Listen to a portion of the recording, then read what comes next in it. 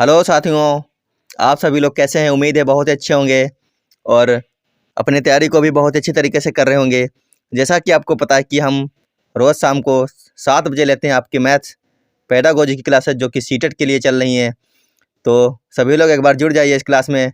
फिर शुरू करते हैं अपनी आज की प्रैक्टिस क्लास, जिसमें आपके लिए बहुत ही बेहतरीन क्वेश्चन आज करवाने वाले हैं हम। तो एक बार सभी लोगों को जोड़ लीजिए सेशन में, उसके बाद शुरू करते हैं अपनी क्लास। और आप लोग तैयारी को अपनी लगातार जारी रखिए बहुत अच्छी तरीके से, क्योंकि एग्ज़ाम बिल्कुल पास में आ चुका है। तो चलिए शुरू करते हैं अपनी क्लास। देखते हैं आज का पहला क्वेश्चन है, गणित सभी विज्ञानों का सिंह द्वार और कुंजी है। क्या है पहला क्वेश्चन? गणित सभी विज्ञानों का सिंह द्वार और कुंजी है, यह विचार किसका है? पहला ऑप्शन है रोजर बेकन, दूसरा है डटन, तीसरा है हागमैन, चौथा है पी सैमुअल। तो बताइए, गणित सभी विज्ञानों का सिंहद्वार और कुंजी है, यह विचार किसका है? तो आपको आंसर करना है क्वेश्चन नंबर 1 का। सभी लोग एक बार इसका आंसर कीजिए। तो इसका हो जाएगा ऑप्शन नंबर 1, गणित सभी विज्ञानों का सिंहद्वार और कुंजी। यह कथन किसका है या विचार किसका है? यह है रोजर बेकन का। किसका है? ऑप्शन नंबर 1 इसका बिल्कुल सही आंसर हो जाएगा, रोजर बेकन का है। चलते हैं अगले क्वेश्चन पर। अगला क्वेश्चन है, वृत्त की परिधि तथा व्यास में संबंध ज्ञात करने हेतु किस विधि का प्रयोग उपयुक्त है? आपको बताना है कि अगर आपको किसी वृत्त की परिधि तथा व्यास में संबंध ज्ञात करना है तो किस विधि का प्रयोग उपयुक्त है? पहला है आगमन विधि, दूसरा है प्रयोगशाला विधि, तीसरा है संश्लेषण विधि और चौथा है निगमन विधि। तो सभी को आंसर करना है कि वृत्त की परिधि तथा व्यास में संबंध ज्ञात करने के लिए किस विधि का प्रयोग उपयुक्त होता है। सभी लोग एक बार क्वेश्चन नंबर 2 का आंसर करेंगे। देखते हैं कौन कौन बिल्कुल सही आंसर कर रहा है। सभी लोग आंसर कीजिए। अगर सभी लोग आंसर कर देंगे, इसका हो जाएगा ऑप्शन नंबर क्या हो जाएगा? 2 हो जाएगा, प्रयोगशाला विधि है। इसमें कौन सी विधि होगी? प्रयोगशाला विधि होगी। जितने भी लोग हमारे साथ अभी जुड़ चुके हो, एक बार हर एक साथी हमारा, हर भाई हर बहन एक एक लोगों को लेकर के आएगा क्लास में। जितने लोग हैं सभी लोग एक एक लोगों को जोड़ दीजिए क्लास में। उसके बाद में फिर चलते हैं अगले क्वेश्चन के ऊपर। तो सभी लोग सेशन को शेयर कर दीजिए एक बार और वीडियो को लाइक कर लीजिए। फिर चलते हैं अगले क्वेश्चन पर। आप लोगों से बस अपनी मेहनत के बदले में इतना हम चाहते हैं कि आप लोग सेशन को शेयर कर दिया करें और सभी को जोड़ दिया करें और बता दिया करें कि क्लासें यहाँ पर होती हैं। रोज़ शाम को 7 से लेकर के 10 बजे तक लगातार हर घंटे आपको एक क्लास हमारी मिलती है। तो चलिए, उम्मीद है अब तक आपने सेशन को शेयर कर दिया होगा, क्योंकि शेयर करने का कोई भी पैसा नहीं चार्ज करता है यूट्यूब। देखते हैं अगला क्वेश्चन। अगला क्वेश्चन है, माध्यमिक स्तर पर अंकगणित शिक्षण विधि है। तो बताइए कि माध्यमिक स्तर पर अंकगणित शिक्षण विधि कैसी विधि है? पहला है प्रायोगिक विधि, दूसरा है विश्लेषण व संश्लेषण विधि, तीसरा ऑप्शन है आगमन और निगमन विधि, चौथा ऑप्शन है उपर्युक्त सभी। तो इसे आपको आंसर करना है कि माध्यमिक स्तर पर अंकगणित शिक्षण विधि कैसी विधि है। क्वेश्चन नंबर 3 का सभी लोग आंसर कीजिए एक बार। तो इसका हो जाएगा ऑप्शन नंबर 3। क्या हो जाएगा? माध्यमिक स्तर पर अंकगणित शिक्षण विधि आगमन और निगमन विधि है। कैसी है? आगमन और निगमन विधि है। ऑप्शन नंबर 3 बिल्कुल सही आंसर हो जाएगा। चलते हैं अगले क्वेश्चन पर। पाठ्यक्रम निर्माण के सिद्धांत हैं, आपको बताना है पाठ्यक्रम निर्माण के सिद्धांत कौन से हैं? पहला है समन्वय व सुसंगठितता का, दूसरा है उपयोगिता व जीवन में संबद्धता का, तीसरा है क्रियाशीलता व परिवर्तनशीलता का, चौथा है उपर्युक्त सभी। क्वेश्चन नंबर 4 का आंसर कीजिए आप लोग। पाठ्यक्रम निर्माण के सिद्धांत इनमें से क्या हो जाएगा? ऑप्शन नंबर 4 जो लोग कर रहे हैं बिल्कुल सही कर रहे हैं। क्या हो जाएगा? ये सारे के सारे ही पाठ्यक्रम निर्माण के सिद्धांत हैं, यानी ऑप्शन नंबर 4 उपर्युक्त सभी इसका बिल्कुल सही आंसर हो जाएगा। चलते हैं अगले क्वेश्चन पर कि हासिल या हाथ का लगना सम प्रत्यय को गणित में सर्वप्रथम देने वाला कौन है? अगर आप नहीं समझ पा रहे हैं तो आपको हम बता दे रहे हैं। ये लिखा हुआ 13, ये लिखा हुआ 17। अब इसको आपको जोड़ना है तो 3 और 7 होते हैं 10, यहाँ हुआ 0। ये जो हासिल लगा 1, इसके बारे में पूछ रहा है कि ये देने वाला यहाँ पर कौन हो जाएगा। तो सभी को आंसर करना है कि यहाँ पे हासिल को देने वाला कौन था। ये जो हासिल है जोड़ में जो हम इसका प्रयोग करते हैं, तो इसको देने वाला निम्नलिखित में से कौन था? सभी लोग आंसर कीजिए। तो इसका हो जाएगा ऑप्शन नंबर, जितने भी लोगों ने चूज किया है ऑप्शन नंबर इसका 3, वो बिल्कुल सही है। क्या हो जाएगा इसका? ये देने वाले थे श्रीधर। कौन देने वाले थे इसका? हासिल को देने वाले थे श्रीधर। आगे चलते हैं। अगला क्वेश्चन है, छात्र वृत्त तथा गोले में तुलना करता है, वह किस उद्देश्य पूर्ति कर रहा है? आपको बताना है कि एक छात्र है वो वृत्त तथा गोले में तुलना कर रहा है तो वह किस उद्देश्य की पूर्ति कर रहा है? सभी लोग इसका आंसर कीजिए। पहला ऑप्शन है ज्ञान, दूसरा है अवबोध, तीसरा है कौशल, चौथा है ज्ञानोपयोग। तो इसका हो जाएगा ऑप्शन नंबर, जिन लोगों ने सिलेक्ट किया है 2 बिल्कुल सही है। क्या कर रहा है वो? अवबोध। ऑप्शन नंबर 2 बिल्कुल सही हो जाएगा। चलते हैं अगले क्वेश्चन पर। अगला क्वेश्चन है, एक अध्यापक गणित शिक्षण में अवरोही क्रम का अनुसरण कर रहा है, वह किस विधि से प्रेरित है? पहला ऑप्शन है प्रयोगशाला विधि, दूसरा है आगमन विधि, तीसरा है निगमन विधि और चौथा है संश्लेषण विधि। तो एक बार सभी लोग आंसर कीजिए कि एक अध्यापक गणित शिक्षण में अवरोही क्रम का अनुसरण कर रहा है तो वह किस विधि से प्रेरित है? बताइए इसमें कौन सा ऑप्शन सही हो जाएगा। हर भाई हर बहन एक बार सेशन को शेयर कर देंगे फिर से सभी के पास में। तो इसका हो जाएगा ऑप्शन नंबर 3। क्या हो जाएगा? निगमन विधि का वो अनुसरण कर रहा है। किस विधि का कर रहा है? निगमन विधि का अनुसरण कर रहा है। ऑप्शन नंबर 3 बिल्कुल सही हो जाएगा। जितने साथी लोग हमारे साथ नए जुड़ रहे हैं वो अपनी सीटेट की तैयारी के लिए इस चैनल को सब्सक्राइब कर लीजिए। आपको यहाँ पर सभी कई 4 से 5 क्लासें आपको नियमित रूप से मिल रही हैं। लगातार प्रैक्टिस क्लासें आपकी चल रही हैं और ईवीएस की थ्योरी क्लास अगर आप नहीं देख रहे हैं तो ज़रूर देखिए, शाम को 6 बजे मिल रही है। वहीं से सारे के सारे क्वेश्चन आएंगे आपके ईवीएस के, तो आप उसको एक बार देख लीजिए। उसके बाद में आपकी प्रैक्टिस क्लास भी हो रही है ईवीएस की, जो अब आपको 9 बजे रात को मिलती है। आगे देखते हैं। अगला क्वेश्चन है, प्रयोगशाला विधि किस विधि का विस्तृत रूप है? पहला ऑप्शन है आगमन विधि, दूसरा है निगमन विधि, तीसरा है इकाई विधि, चौथा है संश्लेषण विधि। प्रयोगशाला विधि किस विधि का विस्तृत रूप है? तो सभी लोग आंसर करेंगे क्वेश्चन नंबर 8 का। प्रयोगशाला विधि जो है वो है आगमन विधि का विस्तृत रूप। किसका है? आगमन विधि का विस्तृत रूप क्या है? प्रयोगशाला विधि है। तो जिन लोगों ने ऑप्शन नंबर 1 सिलेक्ट किया था बिल्कुल सही है उनका। चलते हैं अगले क्वेश्चन पर। किसी खेत का क्षेत्रफल ज्ञात करने में सहायक विधि कौन सी होगी? आपको बताना है। अगर किसी खेत का क्षेत्रफल ज्ञात करना है तो इनमें से कौन सी विधि सहायक होगी? पहला है आगमन विधि, दूसरा है निगमन विधि, तीसरा है क्रिया विधि, चौथा है प्रदर्शन विधि। तो सभी लोग बताइए कि किसी खेत का क्षेत्रफल ज्ञात करने के लिए कौन सी विधि सहायक हो जाएगी? क्वेश्चन नंबर 9 का आंसर कीजिए एक बार सभी लोग। तो जो लोग इसका ऑप्शन नंबर 3 सिलेक्ट कर रहे हैं बिल्कुल सही है। क्या हो जाएगा? क्रिया विधि हो जाएगी। इसमें कौन सी विधि है? क्रिया विधि हो जाएगी। बिल्कुल सही आंसर कर रहे हैं इसका। जो लोग इसमें ऑप्शन नंबर 3 दे रहे हैं बिल्कुल सही है उनका, बाकी सबका गलत हो गया यहाँ पर। चलते हैं अगले क्वेश्चन पर। अगला, किसी वृत्त की परिधि व व्यास में संबंध स्थापित करना इनमें से कौन सी विधि सहायक होगी? बताइए, अगर किसी वृत्त की परिधि व व्यास में संबंध स्थापित करना हो तो इनमें से कौन सी विधि सहायक हो जाएगी? पहला है संश्लेषण विधि, दूसरा है आगमन विधि, तीसरा है प्रदर्शन विधि और चौथा है प्रयोगात्मक विधि। तो बताइए कौन सा ऑप्शन सही हो जाएगा? क्वेश्चन नंबर 10 का सभी लोग आंसर कर देंगे एक बार। इसका हो जाएगा ऑप्शन नंबर 4। क्या हो जाएगा? प्रयोगात्मक विधि। क्या हो जाएगा? प्रयोगात्मक विधि बिल्कुल सही आंसर हो जाएगा। चलते हैं अगले क्वेश्चन पर। अगला क्वेश्चन है, गणित विषय की पाठ्य पुस्तकें किस विधि पर आधारित होकर लिखी जाती हैं? आंसर कीजिए। ये क्वेश्चन 1-2 बार और करवाया जा चुका आपको। पहला संश्लेषण विधि, दूसरा है प्रयोगात्मक विधि, तीसरा है आगमन विधि, चौथा है प्रदर्शन विधि। तो बताइए गणित विषय की पाठ्य पुस्तकें किस विधि पर आधारित होकर लिखी जाती हैं? सभी लोग इसका आंसर करेंगे एक बार। क्वेश्चन नंबर 11 का आंसर कीजिए एक बार। एग्जाम बिल्कुल पास में आ चुका है, क्वेश्चन देखते ही आंसर को धुआं कर दिया करें आप लोग। जैसे ही क्वेश्चन आए तुरंत आंसर दे दिया करें। इसका हो जाएगा ऑप्शन नंबर 1। क्या हो जाएगा? संश्लेषण विधि।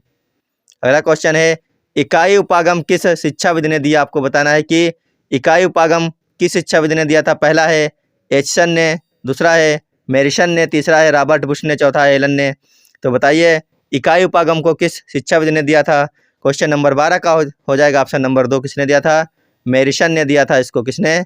मेरिसन ने। अगला देखते हैं। अगला क्वेश्चन है, नेत्रहीन विद्यार्थियों के लिए ब्रेल लिपि का प्रतिपादन किसने किया? काफ़ी आसान क्वेश्चन है और हर किसी का ये ऑप्शन बिल्कुल सही होना चाहिए। तो बताइए किसने किया था नेत्रहीन विद्यार्थियों के लिए ब्रेल लिपि का प्रतिपादन? क्वेश्चन नंबर 13 सभी लोगों का ऑप्शन सही होना चाहिए। इसमें काफ़ी आसान क्वेश्चन और कई बार आप लोग कर चुके हैं। तो इसका हो जाएगा ऑप्शन नंबर 2। क्या हो जाएगा? लुई ब्रेल ने दिया था। ऑप्शन नंबर 2 बिल्कुल सही है। देखते हैं अगला क्वेश्चन। जेकब एल मारेनो का संबंध किस विधि से? आपको बताना है कि जेकब एल मारेनो का संबंध किस विधि से है। पहला है प्रश्न उत्तर विधि, दूसरा है सूक्ष्म शिक्षण विधि, तीसरा है व्यक्ति अध्ययन विधि और चौथा है समाज मिति विधि। तो बताइए जेकब एल मारेनो का संबंध किस विधि से है? तो जितने साथी लोग इसका उत्तर नंबर 4 दे रहे हैं, इसमें ऑप्शन नंबर 4 कर रहे हैं, बिल्कुल सही है उनका। क्या हो जाएगा इसमें? हो जाएगा समाज मिति विधि। क्या हो जाएगा? समाज मिति विधि इसका बिल्कुल सही आंसर हो जाएगा। चलते हैं अगले क्वेश्चन पर। समस्या समाधान विधि का सोपान क्या है आपको बताना है। समस्या समाधान विधि का सोपान है क्वेश्चन नंबर 15 का सभी लोग आंसर करेंगे एक बार। सभी लोग इसका आंसर कर दीजिए एक बार, जल्दी जल्दी से आंसर कीजिए इसका। और सेशन को एक बार फिर से शेयर कर दीजिए सभी के पास में। आप लोग जितने साथी लोग नए जुड़ रहे हैं चैनल पे, एक बार आप लोग चैनल को सब्सक्राइब कर लें और बेल आइकन को प्रेस कर लें, आपको हमारी सभी नोटिफिकेशन मिल जाया करेंगी। क्वेश्चन नंबर 15 का जो लोग ऑप्शन नंबर 3 चूज कर रहे हैं बिल्कुल सही हो जाएगा उनका। क्या हो जाएगा? निष्कर्ष निकालना। ऑप्शन नंबर 3 बिल्कुल सही है इसका। चलते हैं अगले क्वेश्चन पर। गणित विषय की विशेषता क्या है आपको बताना है। पहला है तर्कपूर्णता, दूसरा है परिणामों की निश्चितता, तीसरा है शुद्धता और चौथा है सभी। तो गणित विषय की विशेषता क्या है? तर्कपूर्णता बिल्कुल सही। तर्कपूर्णता तो बिल्कुल ही, गणित जो है तर्कपूर्ण विषय हो, ये तो होता ही होता है, तर्कपूर्ण बिल्कुल सही है। दूसरा है परिणामों की निश्चितता, गणित में जो भी परिणाम आते हैं बिल्कुल निश्चित आते हैं, बिल्कुल सही होते हैं और इसकी शुद्धता पर कोई शक नहीं किया जा सकता, यानी ऑप्शन नंबर 4 इसका बिल्कुल सही आंसर है। ऑप्शन नंबर 4 बिल्कुल सही आंसर है। ये सभी के सभी गणित की विशेषताएं हो जाएंगी। आगे देखते हैं। चिंता, बोध, तर्क शक्ति। अभी हमने बताया था कि तर्क शक्ति जो है वो क्या है? गणित से संबंधित है, यानी इसका ऑप्शन नंबर 2 ही हो जाएगा। विश्लेषण की क्षमता बढ़ाने वाला विषय, इसका ऑप्शन नंबर 2 बिल्कुल सही है। क्या है वो? गणित ही है। एक बार आप लोग पढ़ लीजिए इसको, फिर चलते हैं अगले क्वेश्चन पर। देखते हैं अगला क्वेश्चन।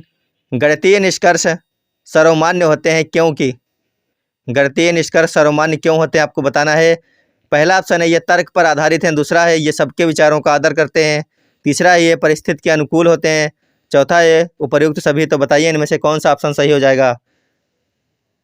ये सबके विचारों का आदर करते हैं, क्या मतलब ऐसा कुछ होता है क्या गणित में? ये दोनों ही ऑप्शन गलत हैं, इसका सिर्फ ऑप्शन नंबर 1 सही है। गणित निष्कर्ष सर्वमान्य इसलिए होते हैं क्योंकि ये तर्क पर आधारित होते हैं, इसकी ये बात कि ये तर्क पर आधारित होते हैं। अब चलते हैं अगले क्वेश्चन पर। अगला क्वेश्चन है अंकगणित की 4 मूलभूत संक्रियाएं कौन सी हैं। तो आप लोग देखिए, ऑप्शन देखिए और आंसर कर दीजिए इनमें से कौन सा ऑप्शन सही हो जाएगा। अंकगणित की 4 मूलभूत संक्रियाएं कौन सी हैं। तो जितने भी लोगों ने इसका चूज किया ऑप्शन नंबर 4 वो हो जाएगा बिल्कुल सही। क्या हो जाएगा? योग करना, मिलन, गुणा और भाग, ये बिल्कुल सही आंसर है। ऑप्शन नंबर 4 जो है अंकगणित की 4 मूलभूत संक्रियाएं कौन सी हैं? योग, मिलन, गुणा और भाग, बिल्कुल सही आंसर यही है। बाकी इतना सटीक और सही आंसर कोई भी नहीं जितना ऑप्शन नंबर 4 है, बिल्कुल सही हो जाएगा वो। आगे देखते हैं। निम्न में से कौन सा खुला अंत वाला प्रश्न है।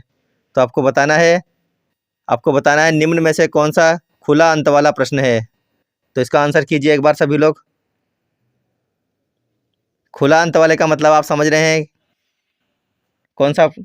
खुला अंत का मतलब समझ रहे हैं तो जैसे कि खुला अंत का मतलब है, एक तरीके से मान लीजिए कि 4 गुणे 5 बराबर 20 या फिर 5 गुणे 4 बराबर 20 आया।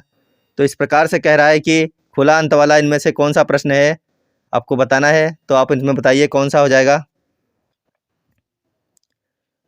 तो जितने भी लोगों ने इसका चूज किया है ऑप्शन नंबर 2 बिल्कुल सही है। कोई दो संख्या लिखिए जिनका गुणनफल 45 हो, ये बिल्कुल सही ऑप्शन हो जाएगा। आगे देखते हैं। अगला क्वेश्चन है निम्न में से क्या गणित की प्रकृति आपको बताना है। इनमें में से गणित की प्रकृति क्या है। पहला ऑप्शन है यह अलंकारिक है, दूसरा है या तार्किक है, तीसरा है या कठिन है, चौथा है या सामान्य लोगों के लिए नहीं है। तो बताइए निम्न में से क्या गणित की प्रकृति है।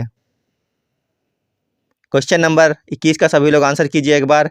गणित की प्रकृति क्या है। तो अभी पीछे करवा चुके हैं कि यह क्या है? तार्किक, यानी तर्क पर आधारित होती है गणित। ऑप्शन नंबर 2 इसका बिल्कुल सही हो जाएगा। गणित की प्रकृति कैसी है? तार्किक है।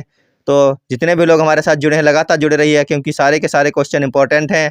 अगला क्वेश्चन है निम्न में से किसने कहा है कि गणित वह विज्ञान है जिसमें आवश्यक निष्कर्ष निकाले जाते हैं। तो आप लोग बताइए, ऑप्शन देखिए और बताइए किसने कहा है कि गणित वह विज्ञान है जिसमें आवश्यक निष्कर्ष निकाले जाते हैं। नियमित रूप से आपको रोज 7 बजे से लेकर के रात के 10 बजे तक आपको लगातार 4 क्लासें रोज की रोज दी जा रही हैं। आप उन सभी क्लासों को देखिए और अपने अंकों का इजाफा कर लीजिए यहाँ से। तो इसका हो जाएगा ऑप्शन नंबर 4। क्या हो जाएगा? बेंजामिन पार्क इसका बिल्कुल सही आंसर है क्या है, बेंजामिन पार्क।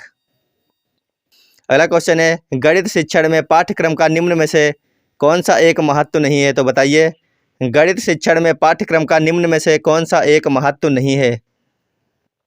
पहला ऑप्शन दिया है नवीन विचारों की जानकारी देना, दूसरा है अभ्यास है, तो तीसरा है शारीरिक सुंदरता है, तो और चौथा है शिक्षण सामग्री के रूप में। तो गणित शिक्षण में पाठ्यक्रम का निम्न में से कौन सा महत्व नहीं है।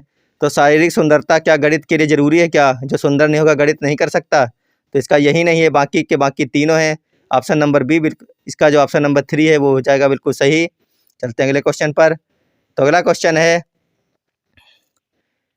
निम्न में से क्या एक गणित शिक्षण में अभ्यास कार्य का महत्व नहीं है। आपको बताना है निम्न में से क्या एक गणित शिक्षण में अभ्यास कार्य का महत्व नहीं है। पहला ऑप्शन है निपुणता प्राप्त करने के लिए, दूसरा है कुशलता प्राप्त करने के लिए, तीसरा है आत्मविश्वास के विकास हेतु और चौथा है व्यावसायिक कुशलता प्राप्त करने के लिए। तो आपको बताना है कि निम्न में से एक गणित शिक्षण में अभ्यास कार्य का महत्व क्या नहीं है। तो इसका हो जाएगा ऑप्शन नंबर 4 क्या है, व्यावसायिक कुशलता। गणित का शिक्षण का बिल्कुल भी कार्य नहीं होता है कि आप गणित का शिक्षण करके एक व्यवसायिक बन जाएंगे, ये बिल्कुल भी नहीं है। ऑप्शन नंबर 4 बिल्कुल सही हो जाएगा इसका। आगे देखते हैं, एनसीईआरटी 2005 के अनुसार गणित शिक्षण कैसा होना चाहिए, बाल केंद्रित, शिक्षक केंद्रित, पाठ्य पुस्तक आधारित या फिर ये सभी।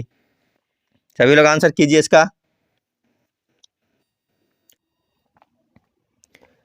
तो एनसीईआरटी 2005 के अनुसार चाहे गणित का शिक्षण हो, चाहे सामाजिक विज्ञान का हो, चाहे हिंदी का हो, चाहे अंग्रेजी का हो, हर प्रकार का शिक्षण सिर्फ बाल केंद्रित ही होना चाहिए। ऑप्शन नंबर 1 इसका बिल्कुल सही आंसर हो जाएगा। इसको आप याद रखना, हर प्रकार का शिक्षण कैसा होना चाहिए, बाल केंद्रित ही होना चाहिए। आगे देखते हैं, एनसीईआरटी 2005 किस पर बल देता है। आपको बताना है रटने पर, करके सीखने पर, सूत्र याद करने पर या फिर सवाल हल करने पर। एनसीईआरटी 2005 किस पर बल देता है। रटने पर तो ये तो बिल्कुल मना ही है, इसमें निगेटिव आंसर है। बाकी आप बताइए किस पर बल देता है। तो इसका हो जाएगा ऑप्शन नंबर 2, सीखने पर बल देता है एनसीईआरटी 2005। आगे देखते हैं, गणित ज्ञान का निश्चित तथा ठोस आधार होता है, यह कथन गणित की किस प्रकृति की ओर इंगित करता है। आपको बताना है, पहला ऑप्शन है कठिन, दूसरा है अलंकारिक, तीसरा है तार्किक, चौथा है आलोचनात्मक। तो बताइए इनमें से कौन सा ऑप्शन सही हो जाएगा। क्वेश्चन नंबर 28 का सभी लोग आंसर करेंगे। इस प्रकार का क्वेश्चन अभी पीछे हम कर चुके हैं। तो इसका हो जाएगा ऑप्शन नंबर 3 क्या हो जाएगा, तार्किक। ऑप्शन नंबर 3 बिल्कुल सही है इसका। किस प्रकार की प्रकृति की ओर इंगित कर रहा है, तो इसका हो जाएगा तार्किक। आगे देखते हैं, क्वेश्चन नंबर 29, गणित शिक्षण में शिक्षक को निम्नलिखित बात पर ध्यान नहीं देना चाहिए। गणित शिक्षण में शिक्षक को किस बात पर ध्यान नहीं देना चाहिए, आपको बताना है। पहला है व्यवहारिक जीवन से विषय का संबंध हो, दूसरा है मानसिक शक्तियों का विकास हो, तीसरा है जातीय प्रतिष्ठा का उपाय हो, चौथा है आनंद की प्राप्ति ना हो। तो बताइए गणित शिक्षण में शिक्षक को निम्नलिखित बात पर ध्यान नहीं देना चाहिए, किस बात पर ध्यान नहीं देना चाहिए गणित के शिक्षक को इनमें से। तो इसका हो जाएगा ऑप्शन नंबर 3 जातीय प्रतिष्ठा का उपाय। ये बिल्कुल भी वर्जित हैं। गणित शिक्षण का वास्तविक उद्देश्य ज्ञान प्राप्त करना नहीं वरन शक्ति प्रदान करना है, यह कथन है। तो बताइए कि गणित शिक्षण का वास्तविक उद्देश्य ज्ञान प्राप्त करना नहीं है वरन शक्ति प्रदान करना, यह कथन किसका है। सभी लोग इसका आंसर करेंगे। आज का अंतिम क्वेश्चन है ये, सभी लोग आंसर कीजिए, देखते हैं कौन कौन इसका सही आंसर कर पा रहा है। तो इसका हो जाएगा ऑप्शन नंबर 3, किसका कथन है ये, डटन का है। किसका है, डटन का कथन है कि गणित शिक्षण का वास्तविक उद्देश्य ज्ञान प्राप्त करना नहीं वरन शक्ति प्रदान करना है। तो आपको बताना है कमेंट बॉक्स में कि आपके 30 में से कितने क्वेश्चन सही निकले। अगर आपके 26 से 27 क्वेश्चन सही निकले हैं तो आप बहुत ही बेहतरीन तैयारी की तरफ बढ़ रहे हैं। बाकी अगर आपके 20 से 21 क्वेश्चन सही निकल रहे हैं तो अभी भी आपको मेहनत करने की बहुत ज़रूरत है। साथ ही तो आप लोग पढ़ते रहिए, लगातार अपनी पढ़ाई को जारी रखिए और रोज़ नियमित रूप से 7 से लेकर 10 बजे तक हमारी क्लासों को करते रहिए। आप वहाँ से आपको बहुत ही ज़्यादा फ़ायदा हो जाएगा। आप जब एग्ज़ाम देकर आएंगे तब आप बताएंगे कि कितने क्वेश्चन आपको मिले हमारी क्लासों से। फिलहाल अभी के लिए धन्यवाद। और आप 8 बजे वाली क्लास हिंदी की ज़रूर देखिएगा, उसमें आइए, बहुत ही ज़्यादा अच्छी क्लास है वो, इंपॉर्टेंट क्वेश्चन आपको करवा रहे हैं वहाँ आज की क्लास में वहाँ पर। तो धन्यवाद, बाय बाय।